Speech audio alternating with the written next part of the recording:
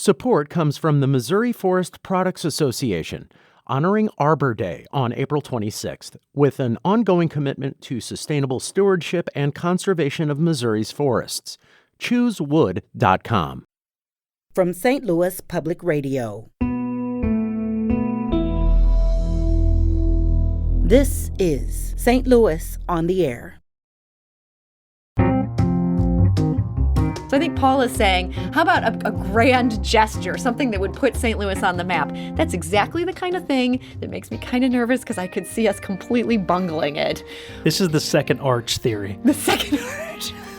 That is what's holding us back. We only have one arch. Maybe we could put two and connect them with like a bridge. Yeah. See, this is where my mind goes. And this is why they don't actually ask me what they should do with the money. But I get his point of do something that has a lasting legacy. I'm Sarah Fensky.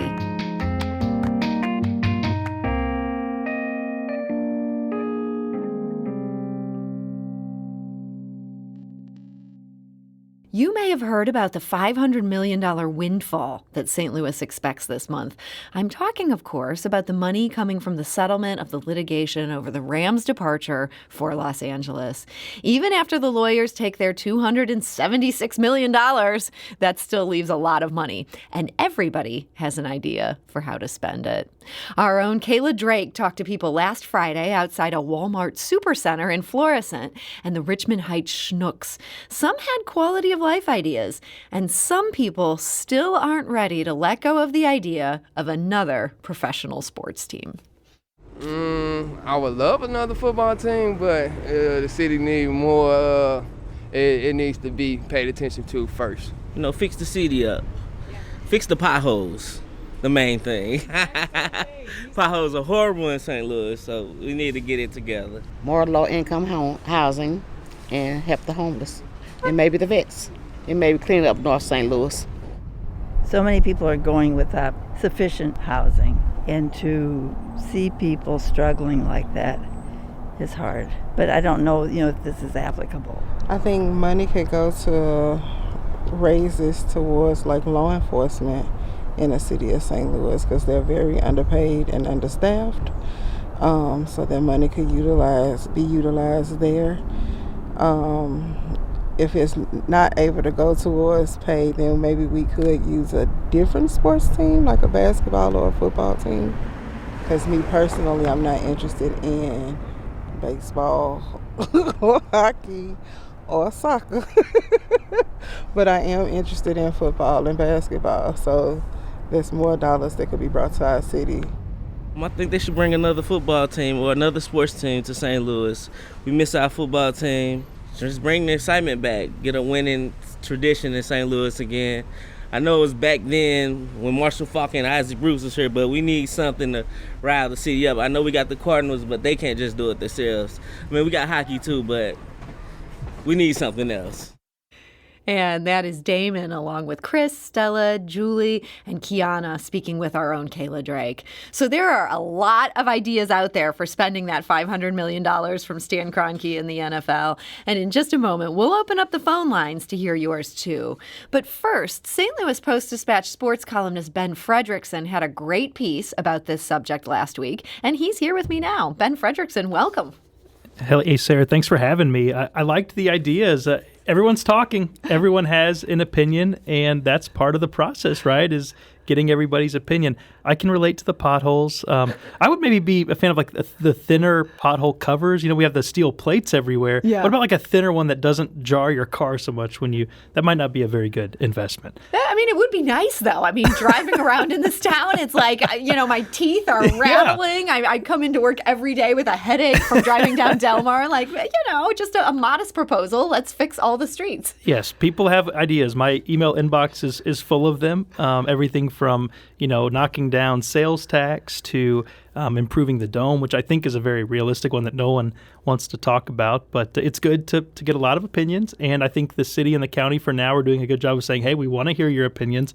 When they actually come to figuring out who gets what of this money and then also how to spend it, then some of those opinions, they might start to get a little hardened. We'll see where they go with the money.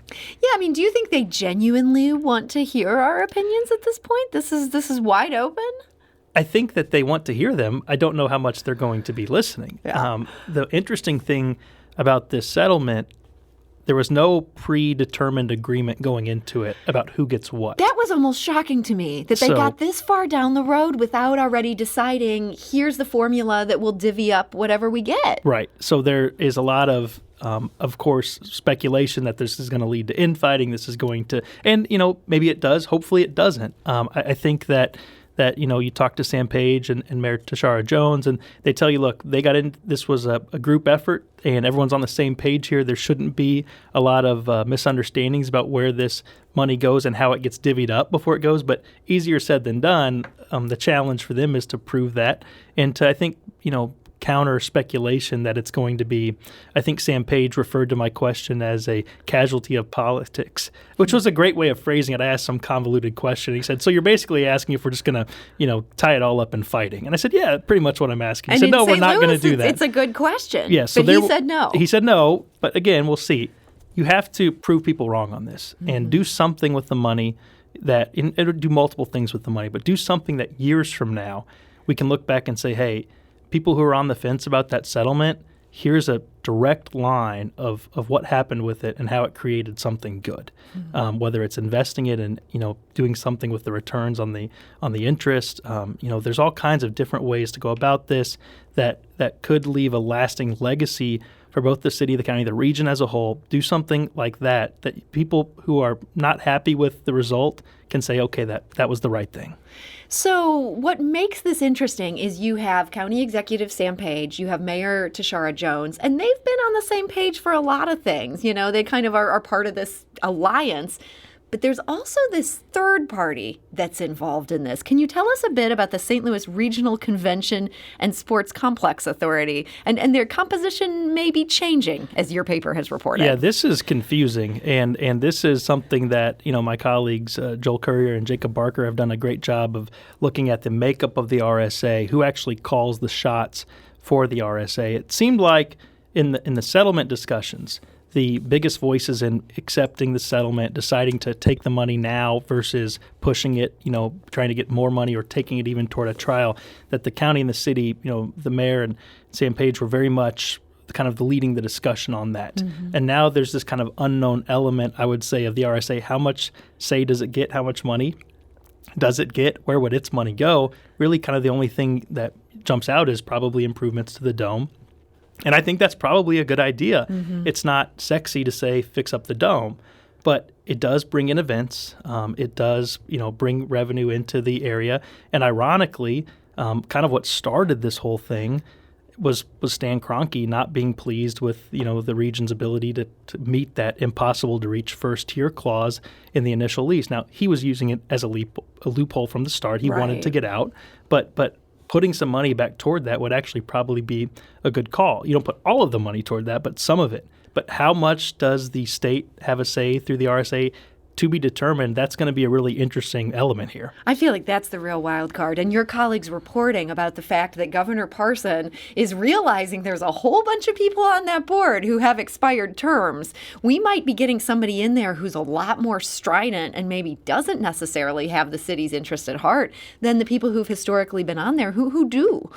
That would be a concern. And it would also be interesting because the last comments that Governor Parson made about this lawsuit were talks of, he would be open to talking about an expansion team if that was a part of this. And that was disappointing because that was never going to be an outcome of this. And I feel like one of the reasons people are disappointed with the settlement, and my opinion, and I won't try to shape others, well, sure I do, that's my job, is that they shouldn't be. Because for a few reasons. One of the biggest financial settlements the NFL has ever handed out. Mm-hmm. When you look at what the NFL initially agreed to pay all of these players whose lives were ruined by concussions, initially the amount was less than what St. Louis got in this settlement. Now, It has since grown because judges have said that's not enough, but initially, it's one of the biggest settlements the NFL has ever handed out. The NFL usually does not hand out money like this. So you look at that.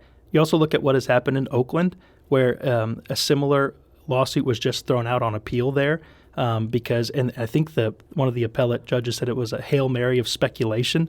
There was some real concern about if this was going to hold up even if they won, say they won $3 billion at a trial, the NFL would have appealed immediately. Absolutely. And it would have been hard to protect that much money upon appeal. And if they were to lose that or not get nearly $800 million, can you imagine then finding out that they passed up this settlement? I mean, that would be the most St. Louis story ever. People would be kicking themselves in the shin, and it would be this horrible embarrassment to the region. It wasn't that. They got nearly $800 million, and they get the check before Christmas.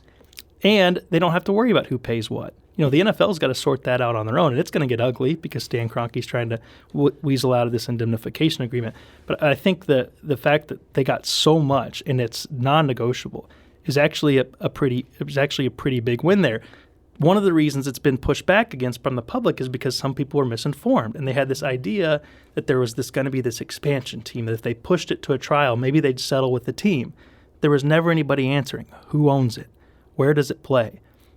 Who's going to support it in terms of the corporate business sponsors who have moved on now to support soccer or to support other things, or just are mad at the way they were treated by the Rams and the way the NFL treated St. Louis. So to see the governor give life to that theory, I think it was disappointing to folks who were following it pretty closely.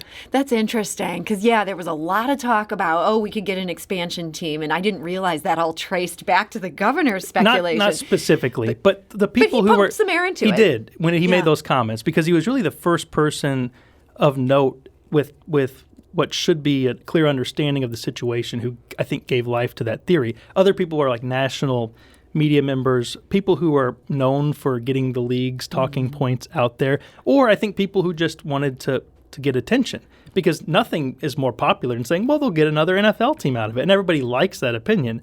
And then I come around and I'm like Mr. Wet Blanket, but I did it for a reason because I didn't want to get people's hopes up unfairly.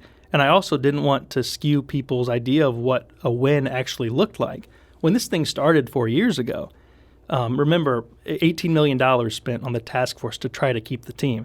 And I remember thinking at the time, man, if they get that back, that's a win. I mean, I think if the day after the lawsuit was filed, if Stan Kroenke would have cut a check for $18 million and said, you're right, the league misled you, here's this money, I think most people would have said, yeah, we got our money back. Everybody except Bob Blitz probably would have taken that deal. Right, and Bob Blitz was saying, no, actually, we're going to build a case that is designed to put pressure on the league. And that's exactly what it did. It had the contract law, and it believes still, I mean, they were happy to take this to trial, that it believed it could prove in the state of Missouri they broke a contract.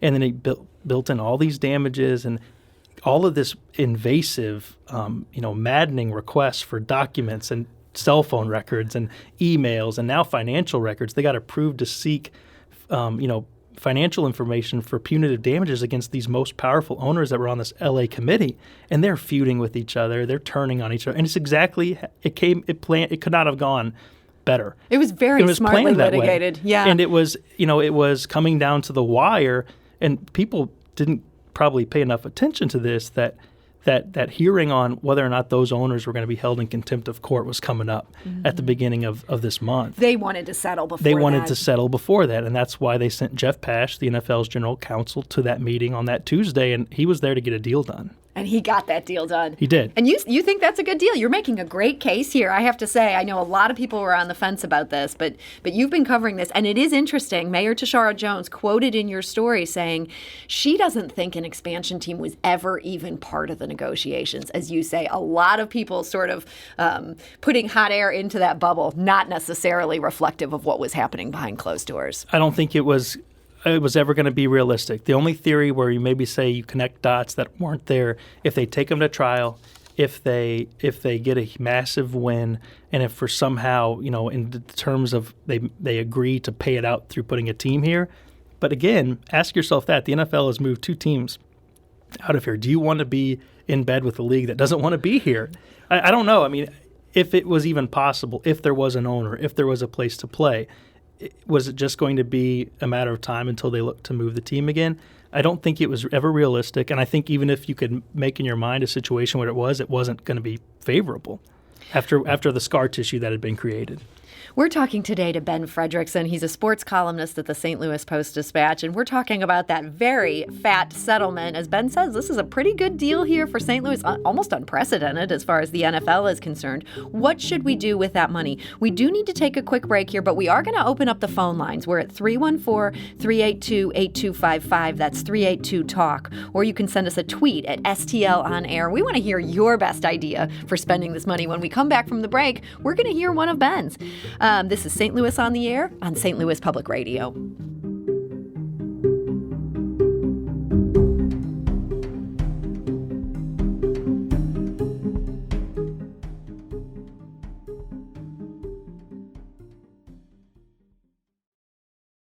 Support comes from the Missouri Forest Products Association, honoring Arbor Day on April 26th, with an ongoing commitment to sustainable stewardship and conservation of Missouri's forests.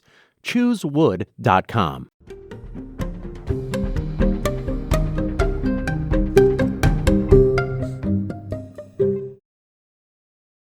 And now back to our conversation. My guest today is Ben Frederickson. He's a sports columnist at the St. Louis Post-Dispatch. He has some ideas for spending that $500 million windfall that we're getting a check for, apparently, this month.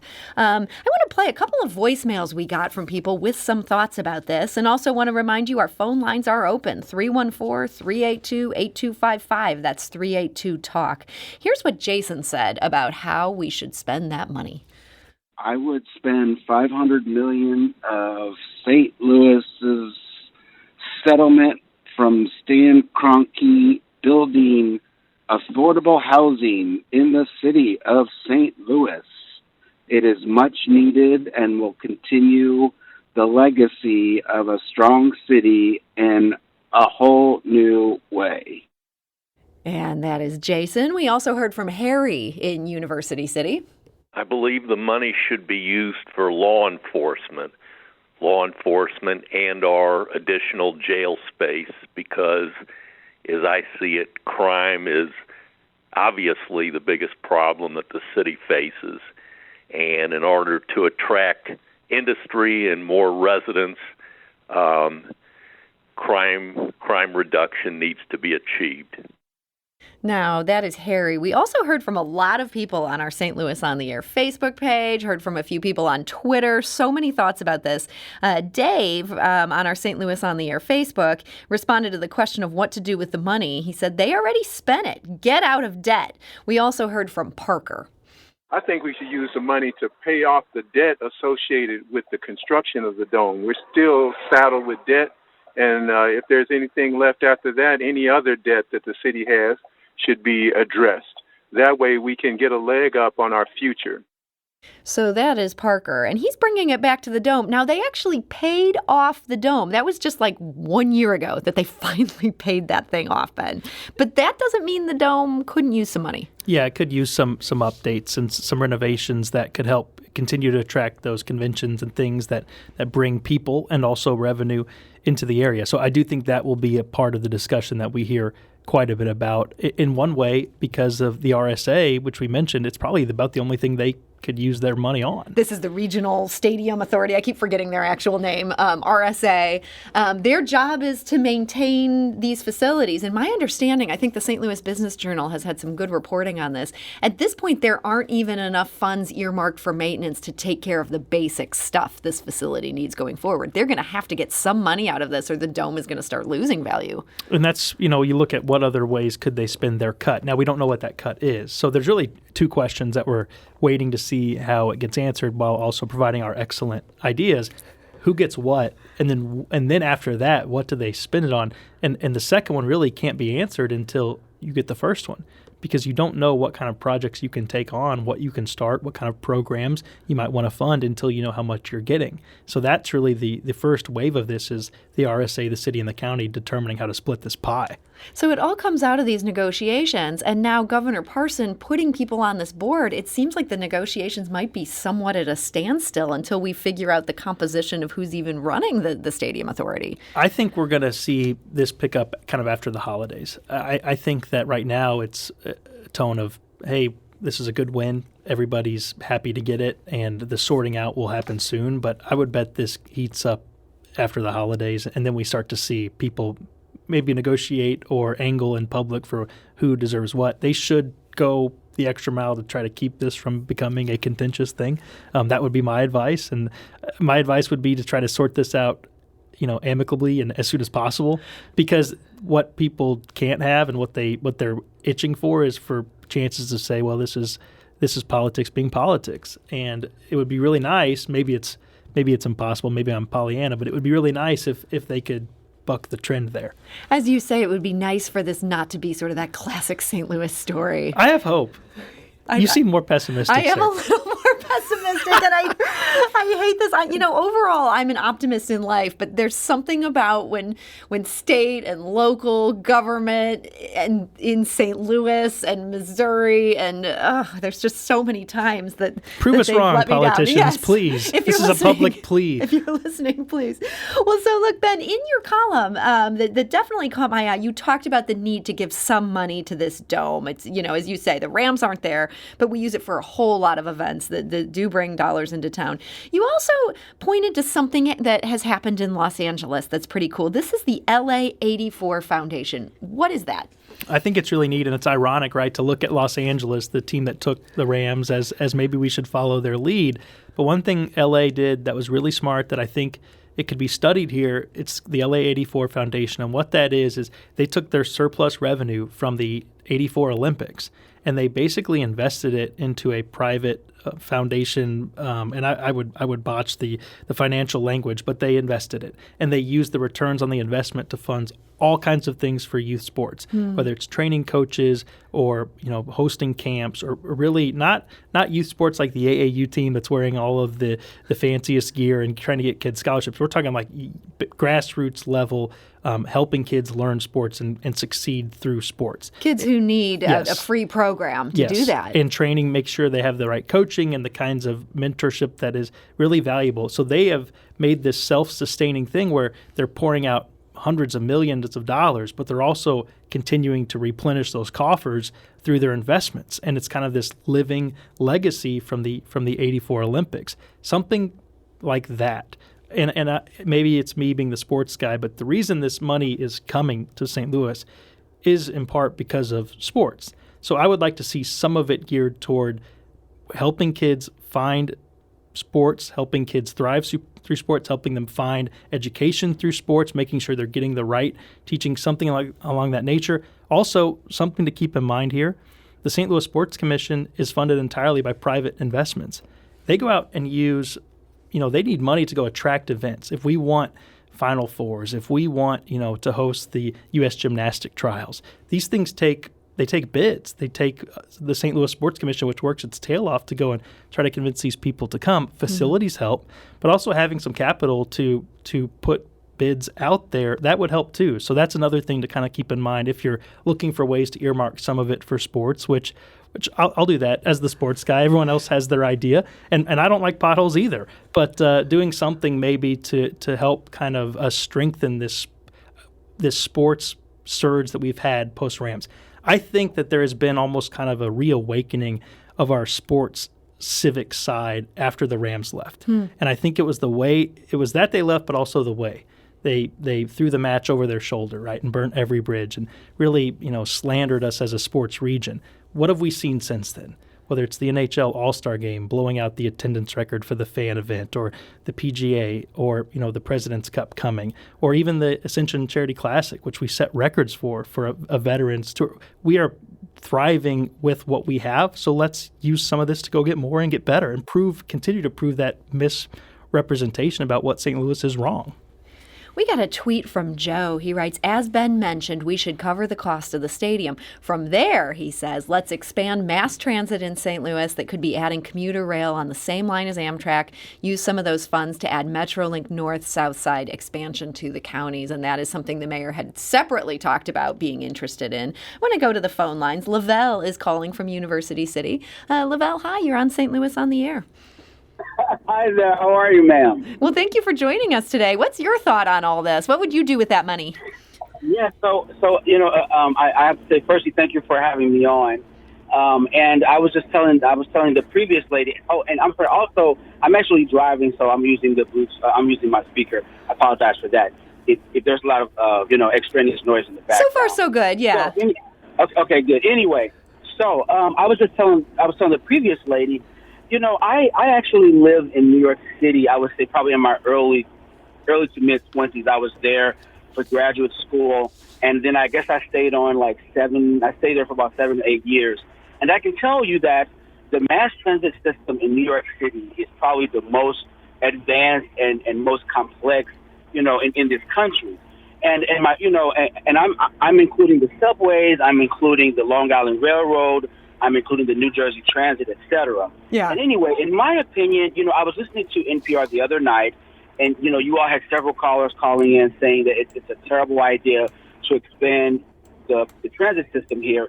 And I have to say that I disagree with them. I think that's an error because, I feel like St. Louis paints itself as as a metropolitan area. It's liberal and progressive, et cetera. And I don't see how this city can continue to thrive and grow without expanding the transit system. Lavelle, thank you for that. And yeah, we certainly, as we talked about on a previous show that Lavelle was alluding to there, our transit system right now is in shambles. And Ben, as we're hearing from a lot of people, particularly on our St. Louis on the Air Facebook group, where everybody had an idea this morning, people are looking at some quality of life type stuff. We had someone earlier mention affordable housing, things like transit. People just kind of want bread and butter, stuff that you'd think would be covered by ordinary tax revenue, but based on what people are seeing around them, it isn't. Well, I think that it speaks to me, and this is good for me to hear, because I tend to think, I'm in my sports lane. And I think this is another reason, too, where I hear from so many people who were disappointed or frustrated or down about the settlement because it didn't include, a team or something like that. But I think that one thing that is important to remember, the city and the county, they were deciding this outcome of this settlement based off of not just sports fans, but everybody. And a lot of people, I think, view this as a check that can be used for what they see in their day-to-day life. And they're not caught up with, whether the Rams are there or here or indifferent. And I do think it's if you put 100 people in a room here and ask them for 100 ideas, they will give you 150. Yeah, I mean, I think that's so true. Some people, and also some people, it is a lot of money here. $500 million post lawyer fees, which are stiff, but then again, they took it on a contingency. They were going to make none if they lost this. Put a ton of work into this, and they got paid handsomely. But $500 million is a lot of money, but it's also not going to be enough to expand transportation and feed the homeless and give everyone and these will all be great ideas. But I think figuring out where the best investment of that is, and then the other thing that jumps out to me. And as someone in journalism, we don't always make the best financial decisions. I think that's safe to say. It's true. But I have learned about this thing called compounding interest, where if you don't spend everything you have, but you actually invest a lot, you tend to get a lot back over the course of the long run. So maybe some of the idea is not so much where to just spend it, but where to place it and then skim off the top of it. That might be something, whether we're talking about it for scholarships for kids or for road repairs. Maybe there's some way to take this money that we didn't expect to get in the beginning. I mean, this lawsuit was laughed at by a lot of people when it started. I thought, well, give it a shot and see where it goes. But a lot of people said there's no chance. So we weren't exactly expecting this as a region, all of us. Maybe put it towards something that can continue to grow, and we take from that, but not all of it at once. That would be probably a right long-term approach, although it's not as fun to talk about. I appreciate the guy who said pay off the debt, because that's what we should all do when we come into a sum of money, but it's probably what none of us actually do in real life. And again, probably not what St. Louis is going to do here. Here I go being negative again. Lavelle, I want to thank you for that perspective on the transit thing. And again, I'm talking to Ben Frederickson, sports columnist at the Post-Dispatch. Going to go back to the phone lines. Alexis is calling from St. Louis. Alexis, hi, you're on St. Louis on the Air. Hello, thank you so much for having me. How are we doing? Yeah, thanks for joining us. What's your thought on how we should spend this money? I believe the roads here are absolutely horrible. As a student, I drive from Illinois to Missouri every single day, twice a day. And this is my first semester here at Lincoln Technical College. And I've already had to spend money on repairing one tire and also a separate wheel bearing. And I think you have to think about how many students do drive to these schools in St. Louis and how many people drive to St. Louis every day and how many people those roads affect every day. Alexis, thank you for that. And yeah, there's another vote for potholes. It is terrible that the impression many people get of this city is that they're stuck with a bill because their tire has fallen off the car. Tim from Baldwin called in and he didn't want to go on the air, but he did want to add, in response to your idea, Ben, the LA 84 plan is his favorite. He says this is the idea of we would invest that money and we would basically just use the profits of that investment to do something to help underprivileged youth with sports. Tim would also like to add that he'd like to see more underprivileged music programs funded as well. So that's not in your lane, but I think you could get behind that in theory. I could get on board. Yeah, helping kids. And to me, here's what my suggestion would be. Do the opposite of what Stan Kroenke would do. That should be the move, and that should be the ultimate decider here. And I don't mean, don't make good, sound business decisions, because while I'm not a fan of Stan Kroenke, and I imagine many listening are not, he's more or less a good businessman and has made certain decisions over his life that have helped those ends. But do something that has a heart, a soul to it, something that represents the opposite of what the league did and what Stan Kroenke and Roger Goodell and Jerry Jones did when they ran roughshod over their relocation guidelines to take a football team away. That would be my advice. And I'm not going to sit there and be the best to tell you about policy and road fixtures, but do something that is a lasting legacy in the opposite direction of the kind of thinking and the kind of bloodless display that was taking the Rams out of St. Louis. So here's another thought kind of along those lines. This comes from Paul on our St. Louis on the Air Facebook page. He writes, there are lots of great ideas, but to do any of these, you need a workforce, and we're experiencing now hiring signs everywhere. We don't have enough garbage truck drivers in the city to pick up recycling anymore. I think the money should be invested to create something that would drive tourism and people into our city to spend their money to allow the money to keep on benefiting the metro area as a whole. What that iconic thing would be, I do not know. Everyone wants to say spend it on schools, police, hospitals, etc., but who is going to fill those positions? It's a quandary we're in. Let's research European cities with riverfronts and industrial cities like us in the USA, as Europeans seem to have it more together when it comes to city updates. So I think Paul is saying, how about a grand gesture, something that would put St. Louis on the map? That's exactly the kind of thing that makes me kind of nervous because I could see us completely bungling it. This is the second arch theory. The second arch. That is what's holding us back. We only have one arch. Maybe we could put two and connect them with like a bridge. Yeah. See, this is where my mind goes, and this is why they don't ask me what they should do with the money. But and I'll stay on my little sports bubble. But I get his point of do something that has a lasting legacy, and that's kind of my thing here is, if you divide it in all these different ways, then I really think that. And I'm probably repeating myself, but I think this is important. I think that 10, 15, 20, 25, 30 years from now, something should be done where everyone can look back and say, that was what was done with that money. And the more you divide it, the more you break it down into smaller categories, the harder it is for it to have that legacy. So I think the folks who are making these decisions should think in terms of, can this be traced? And what will be the long-term legacy of it? Don't do something that gets, no offense to the loop trolley, don't do something that gets becomes a laughing stock. Do something that becomes a thing of regional pride, whether it's whatever avenue you go, but make sure that whether it's a stamp that you put on it or a logo, something that says the settlement helped with this, and make it something that people can be proud of. Something that'll make this place a better place to live. I like the thinking here. I really hope they don't blow this. Ben Frederickson, thank you so much for joining us today. Your optimism is contagious. I'm really feeling it. You're welcome. Thanks for having me. And Ben, again, is a sports columnist at the St. Louis Post-Dispatch. We have his column linked on our website. That's stlonair.show. You can also join our Facebook page if you want to share more thoughts on what we should do with this money. This is St. Louis on the Air on St. Louis Public Radio.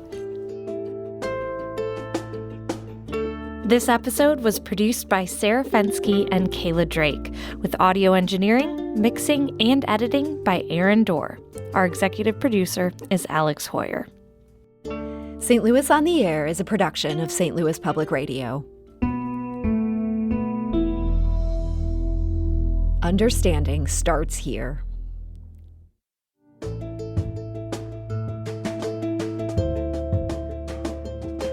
Do you find yourself regularly listening to episodes of St. Louis on the Air? Suggest us to a friend you think might enjoy our conversations, and leave us a review and rating on Apple Podcasts on the App Store. It's the simplest way to help people discover our show. Thank you.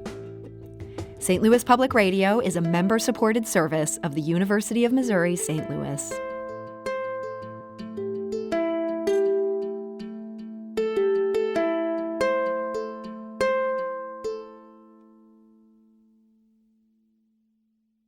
Support comes from the Missouri Forest Products Association, honoring Arbor Day on April 26th, with an ongoing commitment to sustainable stewardship and conservation of Missouri's forests. ChooseWood.com.